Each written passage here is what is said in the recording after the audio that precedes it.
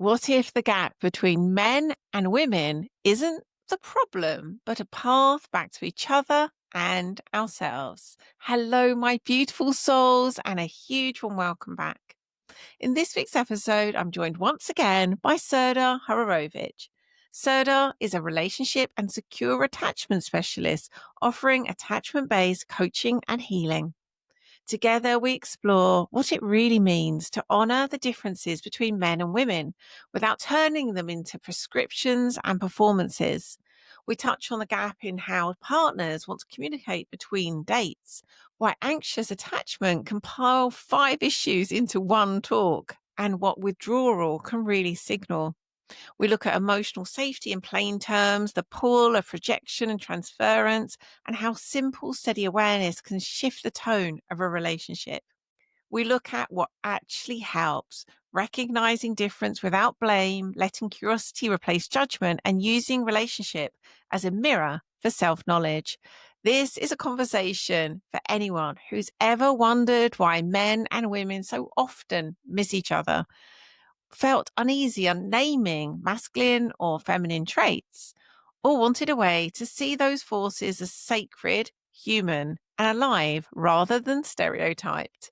And before we jump into all of that good stuff, first, it's time for your weekly omen from the algorithmic oracles. Aphrodite sighs from her shell.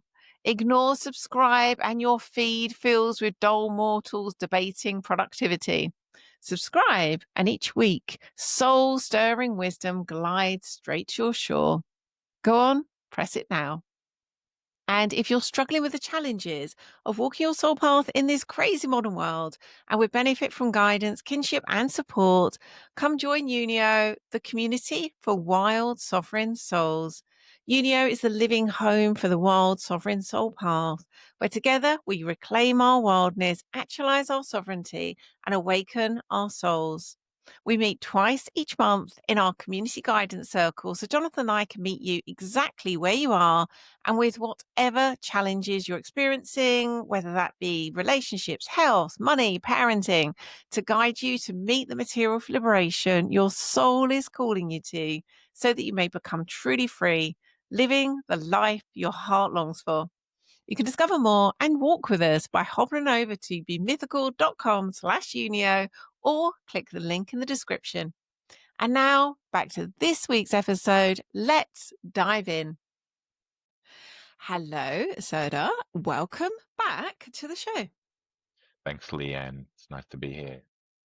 Oh, it's fabulous for us to be back and diving in, well, more deeply, actually. It's not like it's an entirely different topic, but it's almost like we've created a foundation in our first conversation, and it now allows us to go deeper into an aspect of it.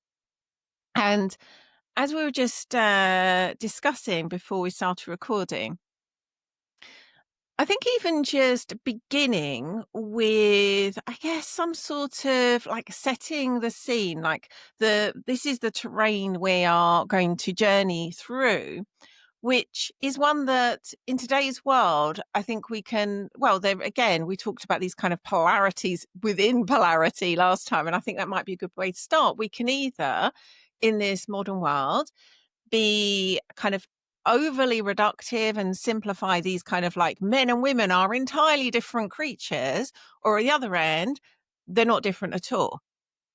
And what I would love to do is, I guess, start with what are we potentially going to journey with in terms of that terrain that has more nuance? Like, and I'll start by asking you directly, what's your sense as to when it comes to this, like, are men and women different? How would you answer that? I would answer that in the same way I would answer if someone asked me, is Lian different to myself? And the answer is definitely yes. And so when we're looking at big categories, in which one is all the men in the world and all the women, there are definitely going to be differences in those categories. There are differences amongst individuals. And so there are also known differences between men and women. So I would say, it's about acknowledging that difference doesn't have to also mean one is superior to the other. So I think that's important when we're talking about differences. The fact that you might have a tendency with a particular area in your life or behavior doesn't mean that you are inferior or superior in some regard. And I think that's where the talk about differences, or at least one slippery slope of it, is to go down that path. And that's why I think sometimes we've shied away from it.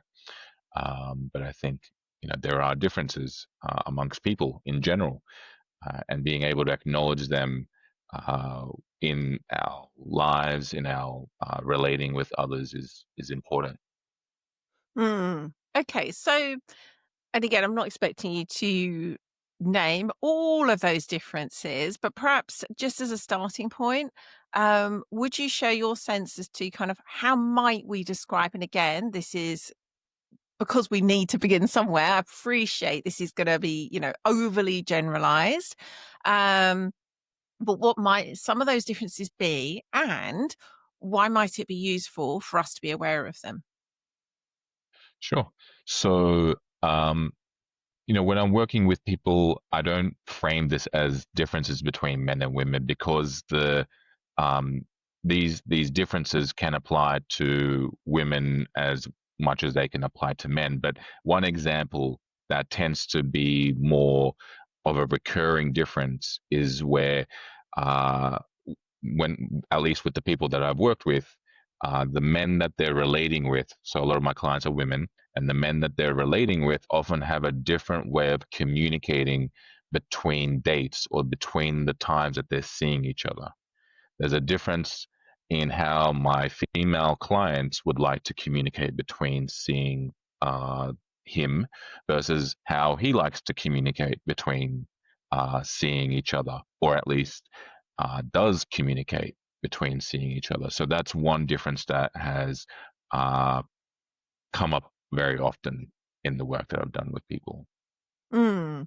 So that's quite specific. What might you say at a more sort of, I guess you could say general or archetypal or primal or energetic level? Well, do you have a sense yourself as to some of those differences? Um, I'll play. Sure. um, I guess the way I like to look at many things is archetypally or metaphysically. And recognizing that we can overly simplify that and go, oh, well, if that's what this thing is archetypally, that's what it literally is when it comes to, therefore, a human man or woman. And so we need to be careful with that. But um, at that, I guess, highest archetypal or metaphysical expression of masculine and feminine, we can see that the masculine is penetrative and kind of providing in nature, and the feminine is receptive and creational in nature. And again, I'm talking really at that energetic metaphysical level at this point, but of course we absolutely can then um a big part of my own studies is in the Kabbalah, so I might kind of sometimes gesture to that as I'm talking, as we kind of come down the Kabbalah tree of life and start to get into the material and start to look at that from the perspective of kind of human beings, men and women. Of course, we can see that that is also happening at that level, and we can see that in terms of the way men and women come together in sex. We can see that in the way that, for example, the sperm and the egg come together, with the way that a woman gives birth. All of these things we can see mirrored in the physical. And yet again, it's not to say like, oh, that's all that's at play, and that's the only differences. Again, these things can be oversimplified and reduced. But I would say, for me, as an orientation and as a kind of like living inquiry, that's something that again, personally, but also the work I do with others, is something that can be a helpful lens through which to look at um, others and ourselves. So back to you. What would you name as some of those kind of like archetypal or energetic differences? So it's not the way or the lens that I look at things to generalize it into that metaphysical level. I do look at it more to the here and now expression of differences, like the example that I gave, because that's just more relevant for the work that I do with people. Hmm. And so that's the lens that I take, which is that uh, being able to acknowledge differences is helpful. Both sometimes, women find it helpful to understand or acknowledge those differences that they have from men, and men find it helpful to understand that there are certain ways in which women may be different to themselves. And then what it does is it fosters an understanding and a depersonalizing of certain behaviors and actions, so that and it creates more empathy. So for Mm. me, it's about less about having a metaphysical sense of that, and more about bringing it into the ways that it could show up in a relationship or in communication. Mm. And I really appreciate that. I don't think there's a need for anyone, let alone just the two of us, to see things in the same way. I think there's real benefit in coming from a more, so let's say, practical material, like this is literally what's happening, versus looking at it from a metaphysical perspective. So it's not at all saying like you should see it this way. And I think you've also named really well why it can be useful to know these things. I mean, apart from anything you say, just like not taking things personally. This is, we're wired to do that as humans. So it's not making that wrong. And yet being able to take a step back and elevate and see, like, oh, okay, there's actually probably very little to do with me and everything to do with what's going on for that person. Before we start recording, we were talking about the benefits, I guess, of understanding the differences. And because again, your orientation and the work you do, you were saying, like, I'm going to paraphrase here, so feel free to correct me and name it in your own way. But you were talking about from the lens of being able to have more harmonious, easeful dynamics, those kind of, the relationships, I guess, that most humans are looking for. And then Hmm. I was saying, yes, it's not at all, I'm not a monster. I'm not, that has no value. Who would want that? Yeah, yes. And what feels, I guess, something that for me personally kind of calls me even more deeply into even having a conversation like this is if we were looking at this from a soulful perspective, a spiritual perspective. Why might that be helpful? What might that allow us to see about ourselves? Again, if we see that so much of the spiritual path is to know thyself, what might we be able to know about ourselves through these mirrors that are presented by, again, specifically the opposite sex? So I'm going to leave that there for the moment. In in the work you do where you are, and I believe one of your courses is called something like Understand Him. Have I got that right? Hmm. Yeah. Yes. So just again, from a, and feel free to make this kind of literal and practical. It's completely okay for you to do that. What might be some of the ways that you will name um, things that are going to be, I guess, misunderstood about men, like those common misunderstandings that women have about men that could be useful for women to understand? Hmm. So let's see. So yeah, the communication stuff is huge because communication is what makes a relationship, and so differences in how men can communicate or at times not communicate, that is often where misunderstandings occur. So understanding a little bit more about what might be going on for a man, if this is happening or that's happening, is really helpful because Sometimes women have absorbed ideas about what it means when a man does this or does that, whether that means he's an avoidant. Uh, uh, I've seen stuff out there where something that is just a very normal human experience is labeled a trait of narcissism, when actually that's Mm. something that's a behavior or an action that I've experienced with women in terms of ways that they've communicated with men. They weren't narcissists. But when you look up, like, what does it mean when someone does this? Nowadays, everywhere it says it's because the person's a narcissist, right? And there are narcissists out there. But when the preeminent interpretation of a behavior becomes this oversimplified and demonized version, that what it leads to is women not understanding what's happening in their relationships with men. And when we don't understand each other, then we can't really love each other, because Mhm. understanding is where intimacy grows from. So communication is one of those things. Understanding what might be happening for a man in terms of when he isn't ready to commit. That's another example. Like what could be happening for a man when he's struggling with going deeper into a relationship, into, for example, a committed relationship. He's struggling with commitment. What could be happening there other than only that he's a commitment phobe? Because if that's the only interpretation that a woman has, that's going to lead to a breakdown of understanding, of empathy, and of intimacy. So if she can Mm. understand a little bit deeper as to what could be going on for a man beyond just that, then it opens up the space to be able to work with that in a different way.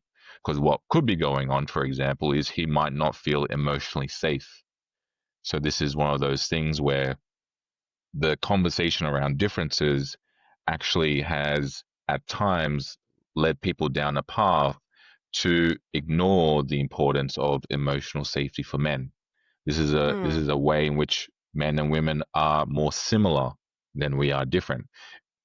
Some of the things that might lead a man to feel less emotionally safe might be different to what makes a woman feel less emotionally safe, but emotional safety is still the heart of every relationship, whether it's a man or a woman. Mm. So understanding what kinds of things can reduce emotional safety for men can be really helpful, as much as understanding what kinds of things help him to feel more emotionally safe and therefore make him feel more likely to want to be close to you. That kind of thing really helps to be able to deepen into intimacy with a man. So those Mm. are just a few examples. Excellent. So if we take that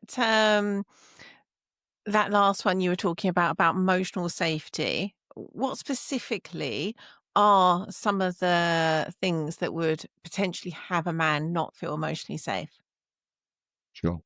So I want to be clear with this, that it can be different for each man, what might lead him, but some of the things that it could include are things like speaking to him with disrespect. So that could mean undermining things that he says. It could mean arguing against the things that he's saying, like on a consistent basis. It could be using words that are intended to shame. So, there's a lot of words out there that, even just something like the word selfish. So the word selfish is designed to guilt trip other people, to make them feel bad about a behavior. Mhm. And so that kind of language will reduce the sense of emotional safety that some men will feel. And, a lot of men won't necessarily say, when you speak to me this way, I feel less emotionally safe with you, and it makes me feel like I want to withdraw from you. But that can be what's happening underneath the surface. Mm. Um, just picking up on that word withdraw, because going back again to what I see it as happening at that metaphysical level, um, by its very nature, in order for something to penetrate, it has a withdrawing action. It doesn't stay one way. And the same for on the side of the feminine, there is an opening and a closing. And so it was interesting to me that you use that word withdraw. Is that something that, again, when you're working with women to understand men, is something that you are often showing is kind of happening, that is I guess, beneath the different ways this can show up in communication, but it's kind of withdrawing at the heart of it? Is withdrawing at the I said that heart in a of. bit of a messy way. Yes, it's kind of like ultimately it's a withdrawal because of, for example, not feeling emotionally safe, but it looks like these different things in terms of communication or lack of communication. It could be, yeah. Hmm. We explore what could be going on, and it depends on the situation that we're exploring. But yeah, that is one lens that we bring to it, and also, there are other reasons that withdrawing can occur other than something Hmm. that she's done. So we do look at other possibilities, and ultimately it's less about what might be going on for him, although that's part of developing this deeper understanding of each other as part of healthy relating. But more importantly, it's about regardless of what might be going on for him, what is the most empowered and secure response, given that you don't right now know what might be going on for him. Mm, So in some cases, that's being curious and getting clarity. So asking for mm, clarity about what might actually be going on, which is something that a lot of people struggle with, because it's a vulnerable thing to show that you care that much, and to just be curious is oftentimes something that both my male and my female clients, just it didn't occur to them that you could mm, just ask and find out what could be going on for that person right now with this thing that you're feeling like it's happening because of this. But how about we express some curiosity, see what might actually be happening. mm. I really agree with that. It's kind of this forgotten superpower, isn't it? Just having that genuine curiosity and expressing that. It seems often that it's the last thing that we can typically do. Hmm. Mm, Unfortunately, yes, and it's a big part of why there's a lot of conflict can occur between two people. mm. And so going back to the other differences that you mentioned around communication, what might some of those be? Um,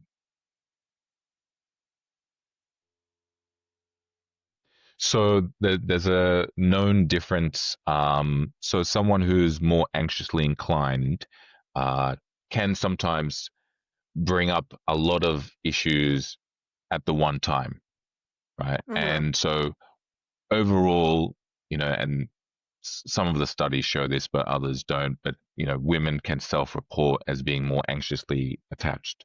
So Mm. I think we spoke sometimes, about that last time, if I recall correctly. I don't know if that's right? one we were recording or Mm. chatting before. Mm. Yeah. So talk, bringing up a lot of issues at the same time for a lot of men is a challenge to be able to stay on track. And I don't think that's necessarily a man thing, but it is the case for a lot of men, that being able to, Mm. address multiple issues at the same time versus addressing them one at a time. So that's a difference that can be helpful for some people to understand, that some people, and this could apply to some women as well, but some people need to be addressing one particular issue at a time before moving on to the next. And Mm. unless those issues are approached in that way, it's not going to be an effective way of actually addressing any of those concerns or issues. So understanding that that's a difference between that individual and the other person is can be really helpful for them. Mm. And why might someone who and I know that we're kind of grouping women and anxious attachment together here, and it's obviously not as clear cut or as direct as that, but um, looking at that, what you said there about naming multiple issues in one go, why might those things go together? Uh, why does anxious attachment go with naming multiple issues? Mm, Yeah. So yeah, separating from men or women because anxious attachment can show up in men and it does as well. Why that can happen is multiple reasons, but someone who's more anxiously attached tends to have a higher degree of distress in their relationships. So there's more anxiety, there's more mm, preoccupation, and there's a greater level of intensity around the issues that they do have in a relationship that makes it feel more overwhelming. So what can happen is if they don't talk about those issues as they occur, they can build up. And when they build up, sometimes it gets to a point where it's just overwhelming and it all just kind of comes out at the same time. mm, So it's just a feature or a reflection of the emotional dysregulation that's happening for that individual. They, may not have addressed those things when it was more, it would have been more effective to do. It built up over time, and now it's all coming out in this overwhelmed distress sharing it all in one go. mm. Yeah, that really makes sense. So I feel like is probably a quite a good place to segue. So as we were saying earlier, there absolutely is. These are very practical reasons for wanting to understand men, if you're a woman, and vice versa, in order to create a more harmonious relationship.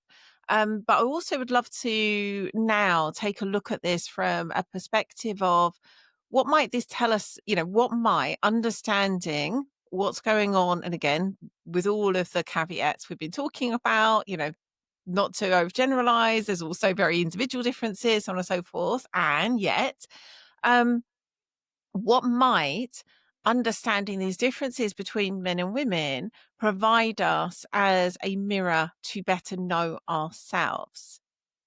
And again, this can be knowing ourselves at different levels. This can be knowing ourselves at an ego level, at what have I got in terms of healing work to do? But also, we could then start to look at these deeper aspects of ourselves. What might this let me know about myself at a soul level? And so I'm going to start with quite a very, general question. For you, what do you see as possible there in using these relationships? And again, it can sound transactional and selfish, like I'm only in relationships so I can get to know myself. But I think ultimately there is that at play.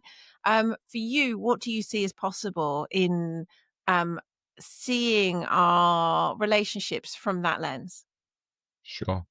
So there's two things that come to me when you ask that. So number one, um, when we have this approach where we're willing to understand with curiosity and non-judgment the differences that someone else has to ourselves, being able to have that attitude to someone else's differences means that we can then turn that kind of curiosity and openness and non-judgmental curiosity towards ourselves as well.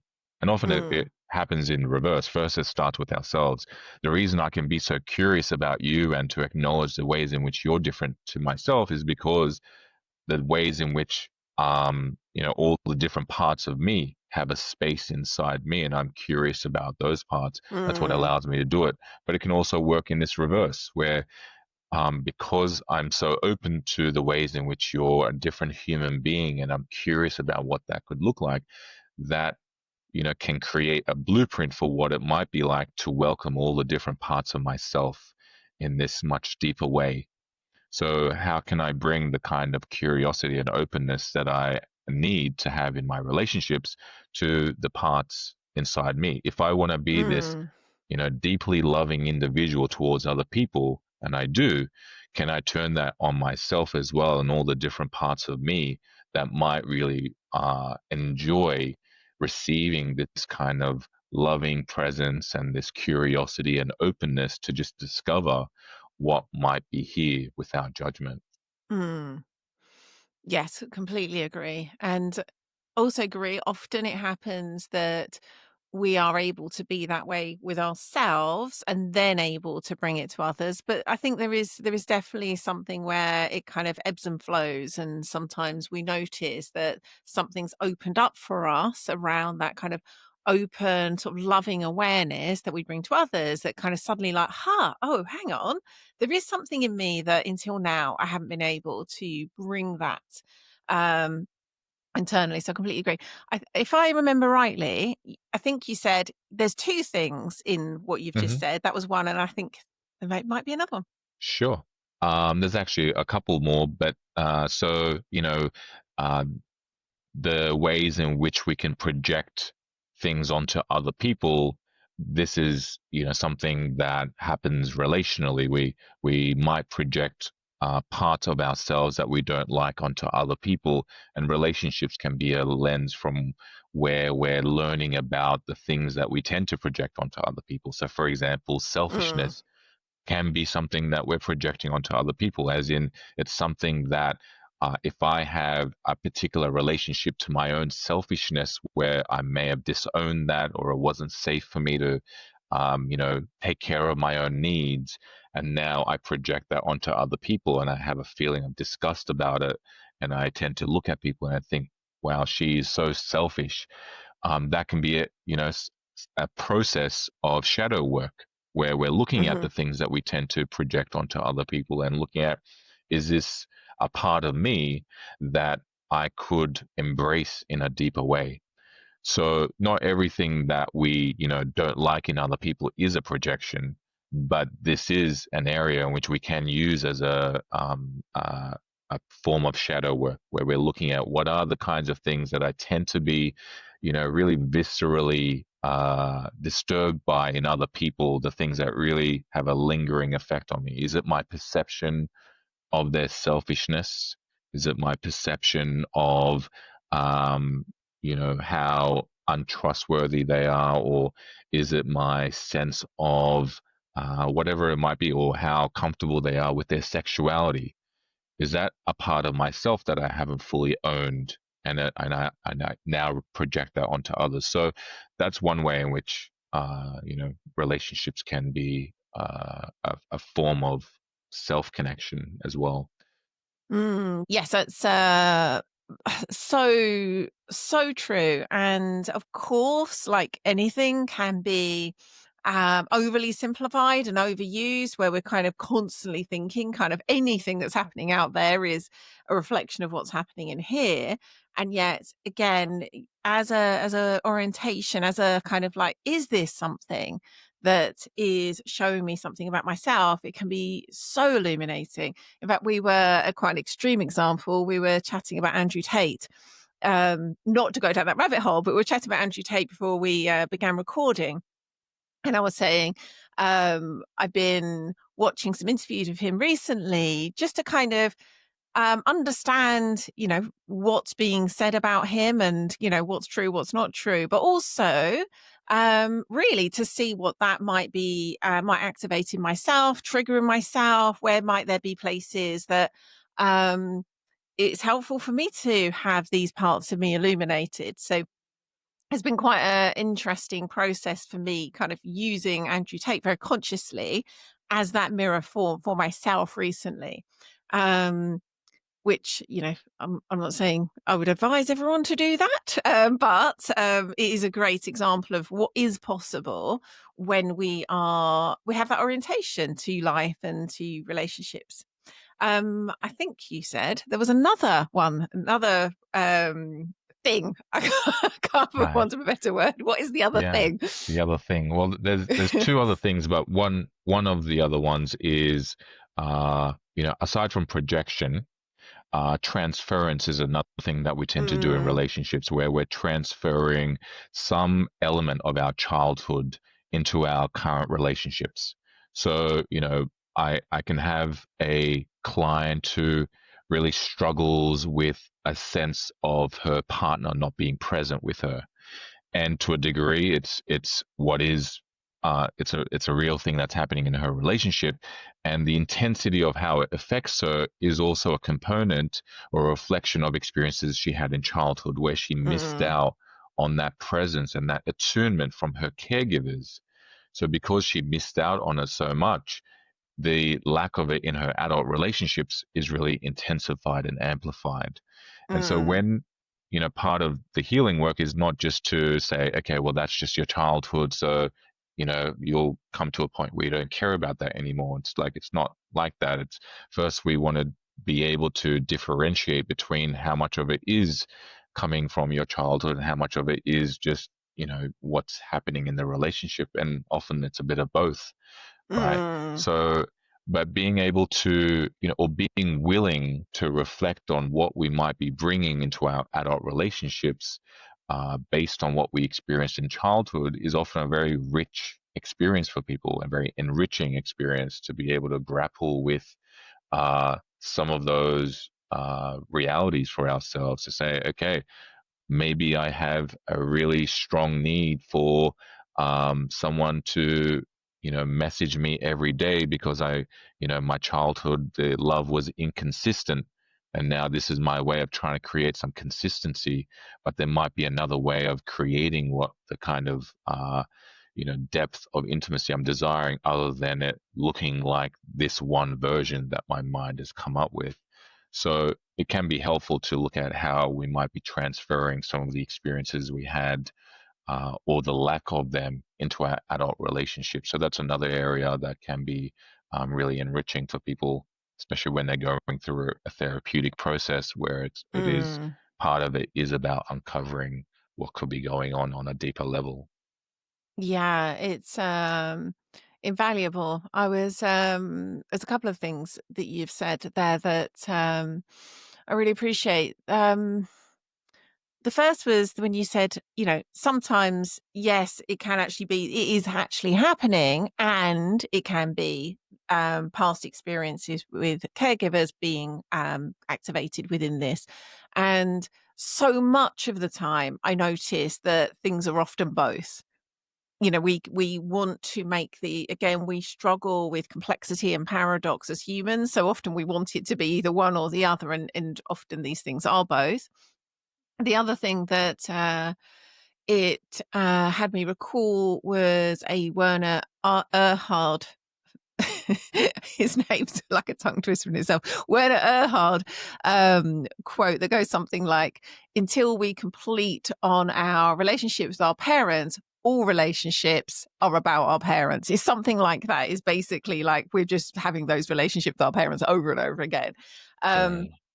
and I love that. There is a kind of, again, it's really helpful in order to be able to have truly healthy, harmonious relationships, to be able to have done that healing work, or be doing that healing work. And there is also this kind of like, there is a, yes, that's almost like downstream. Like, it's great to have healthy relationships, but it's also, it's something within itself that is a value to know oneself, know where that work needs to be done, to be in that journey of making oneself whole. And I think this is a great, again, there's just so much in this where it's like, yes, ultimately humans are so wired for relationship, and so it kind of is a way that we can harness that passion we have for the other, but ultimately in service of ourselves, in service of knowing ourselves. So great one. And do we have another thing? Yeah, there is one last thing because when we do this kind of work to be able to move through, we do this self-discovery, we learn about the kinds of dynamics that we're playing out that are influenced in our childhood or from our childhoods, and we have the awareness, we're doing the kind of work that allows us to then no longer be in these power struggles where we're trying to complete something uh, from our childhood with our adult partners, and the power struggles that often occur. Once we're through that process and then we actually enter that kind of deeper harmony and deeper intimacy, uh, that's where a deeper kind of that deeper what a relationship can give us beyond that can also come through, because when a human being has that secure attachment with another person, which often comes, it's just a lot more stable and secure and feels safer. And so we can really settle into that relationship. Once we're kind of past these power struggles, what opens up then is, because human beings need these bonds and we need these relationships, there's something in our system that often settles. And what often happens for people is they can really start to deepen into the more authentic version of themselves, both in Mm. relationship but also in the world, because now there's a part of their brain, their biology, that's like, okay, I have this bond, this secure bond that we all need, and there's something that settles, and now I can focus on, soul work. Now I can focus on this, creative endeavor that, I've been putting off for so long. So that kind of relationship and that connection can open the space for a deepening of that person's experience of life more generally as well. It becomes a foundation from which we can really be our most fully expressed selves as well. So that's another way in which relationships can, yeah, inspire this deepening into ourselves. Yes, I agree, really agree with that. Um, Bringing it back, 'cause we've kind of, I think everything we've talked about was exactly, where I wanted to go, but bringing it back through into this, specific lens around men and women, because what we've talked about is kind of like true more generally, albeit we do tend to project things to do with our fathers on men and vice versa, women and men's mothers. Um, but bring it back into kind of like the starting point of the conversation around why might it be helpful to, and again, more than helpful, you know, deeply fulfilling, healing, soulful, spiritual, even to understand these differences between men and women. Um, what I was pondering as I was listening to what you were saying just then was I, how can I put this? When someone's been in kind of various sort of spiritual communities on kind of various sort of spiritual paths, um, there can be this kind of almost like dismissal of the human, of the body, of things like, differences between men and women.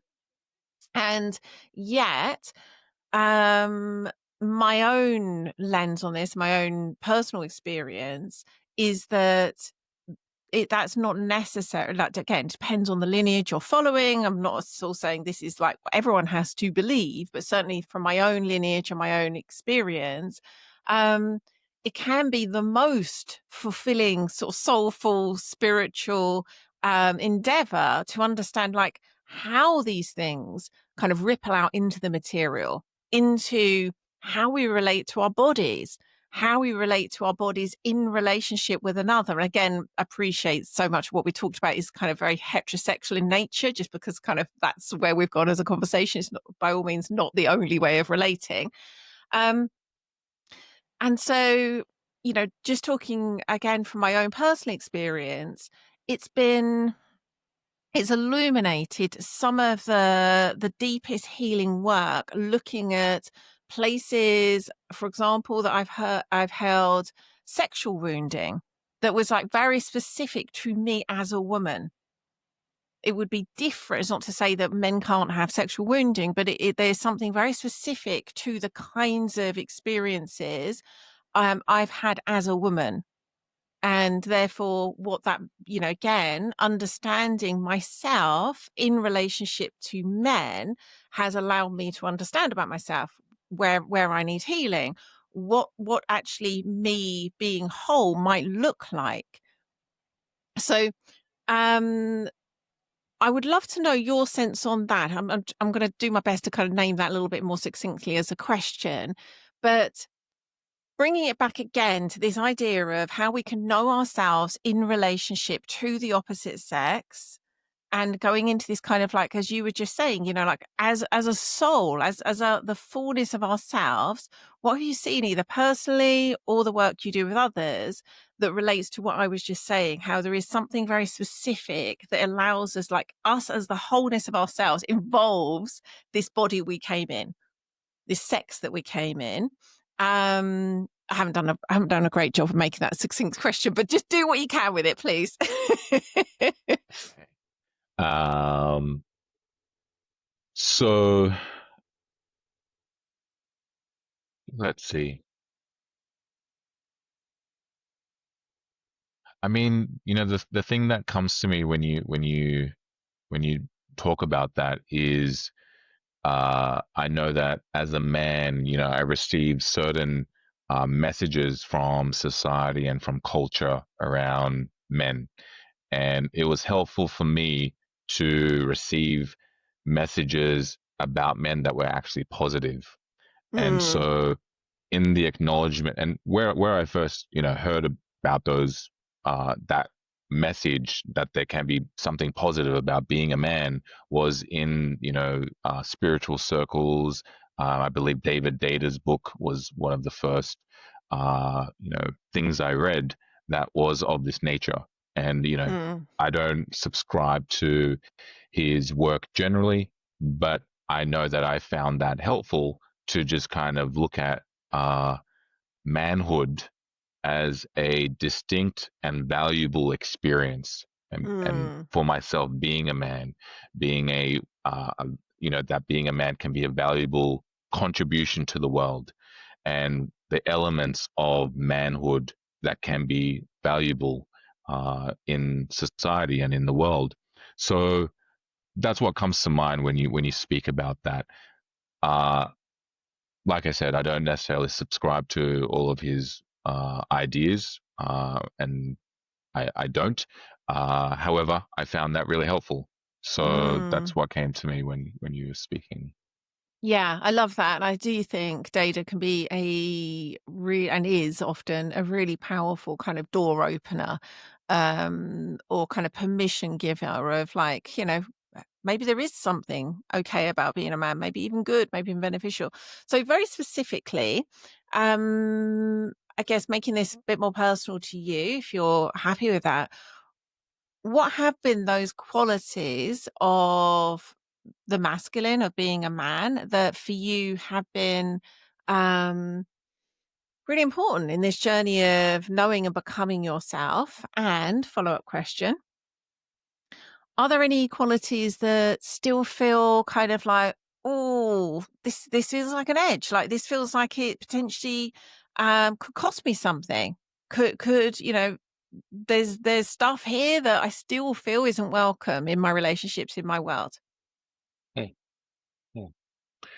Um, so I think it's important to, just say that w- one of the uh, ways that I diverge from the polarity world is that although at the beginning I found it really helpful to look at some of these qualities, or this was how it was introduced to me, being someone, the penetrative masculine, as an example, the idea that something that I share could be of value rather than it being, for example, how I used to see it, which was the only association that I had with my own sharing was the idea that men are mansplainers, Mm, right? So that was my association. That's what I absorbed from the society around me, which was that men explaining things is bad because that's mansplaining. Nobody said that mhm, it could be a good thing, that being analytical could be a good thing, that having something or something insightful to share could be positive, and coming from a man, it could be a positive thing. So that's where it started for me, which was to say, okay, so being penetrative in that way can be a positive thing, which I took it to mean that I could share what I'm seeing or what I'm noticing, and that could be of value. Now, where mm, I went with that is, instead of that being a quality that men can only hold, it's a quality that I personally hold and other individuals who are not men can hold. And so the direction that I went was to to take it away from gender and to bring it into a full acknowledgement of who I am as a person. Because part of the polarity world, in that world, my sensitivity wasn't necessarily welcome in that Mm, framing of the world, but actually my sensitivity is part of what allows me to be insightful. It's mm, my sensitivity to what I'm noticing with another person or in myself that allows me to be able to have a sense as to what could be going on for someone else. So mm, in that world, my sensitivity wasn't necessarily something that was being welcomed and embraced, but because I had moved in a direction where it was less about, embracing the qualities that are supposedly good for a man to embrace, and instead I'm going to embrace whatever is actually here now, that allowed me to embrace my sensitivity. Now, yeah, so that was just one of those things that has been part of my process, which is mm, embracing both the fact that I'm a very analytical person and can be very insightful, but also has deep sensitivity. And instead of that being a bad thing, it's actually a positive thing for me. mm. Yeah, I love that you've just shared.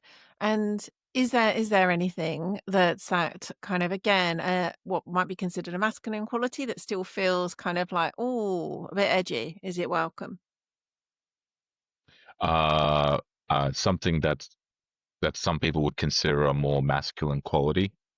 Mm, Um, I'm not sure because everyone has a different idea of what constitutes a more masculine quality. but I'm asking you, so it can be something you consider a masculine quality. I don't have to agree. Sure. Well, this is the thing. I just don't see the things that arise in me anymore from that lens. I just see them Mm, as, what is actually true for me, and how safe do I feel to have that quality expressed in this container, in this relationship, in this setting. And so it's more about that's just the lens that I take. So I don't even think about it from that mm. lens anymore. Yes, that really makes sense. Lastly, going to the name of this show, if your life was a myth, I mean, I consider all everyone's lives as a myth. Not everyone does, but if you were to consider your life as a myth, what archetype or mythical figure might you be, and what is the quest that your soul has come here to live? Those are great questions. And I feel like with the first question, the person best suited to tell me that would be you or someone Hmm. who, is well versed in the mythical landscape. Hmm. So I would defer that to someone else to share that.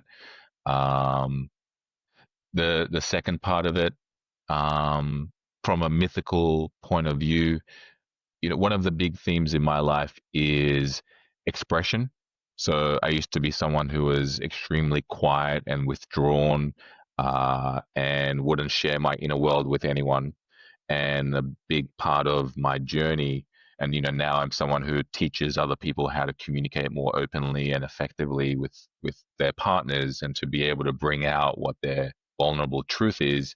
For me, crossing those thresholds of deeper and deeper openness and transparency and directness in my speech, in talking with people and sharing the things that a lot of people would never think could ever be something that is safe to share with another individual, Mm, and kind of taking my time to see what level of that, as I get to know myself and bring even more permission to myself, how much of that can I continue to bring into my relationship so that they can feel genuinely nourishing, and they can feel, like I'm not holding back in a relationship with someone. So for me, it's been a journey of uh, full expression, and the courage that comes along with that, and the sense of risk that comes along with not knowing, what will happen if I share this next level of truth, that for a lot of people would be a very edgy thing to share. But because for me, authenticity is one of my highest values, I want to go there. I want to be able to go there. And so that for me has been one of the arcs of my life. Mm.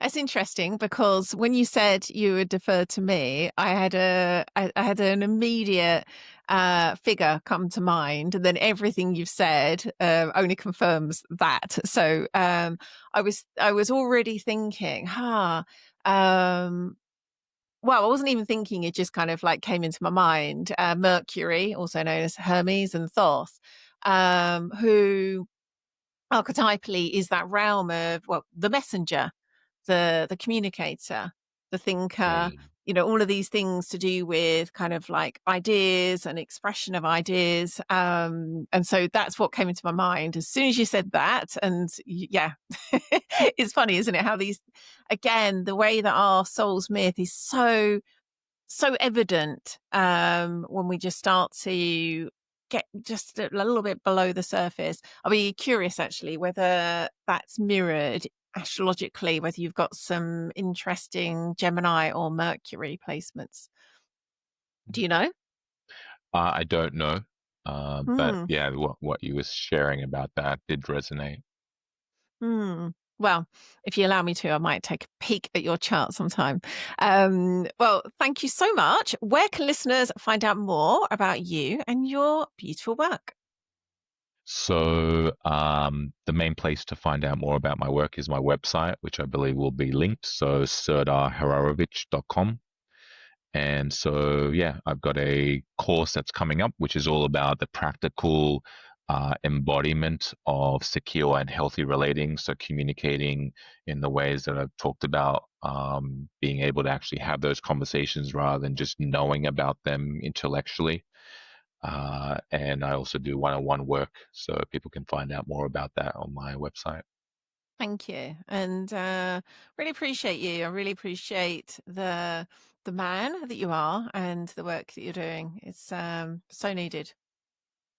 Thanks, Lian. I appreciate that. What a wonderful and much needed episode, actually. Here are my favourite parts. Honoring difference deepens intimacy when we stop turning these ideas of polarity into performance and begin to really see each other with curiosity.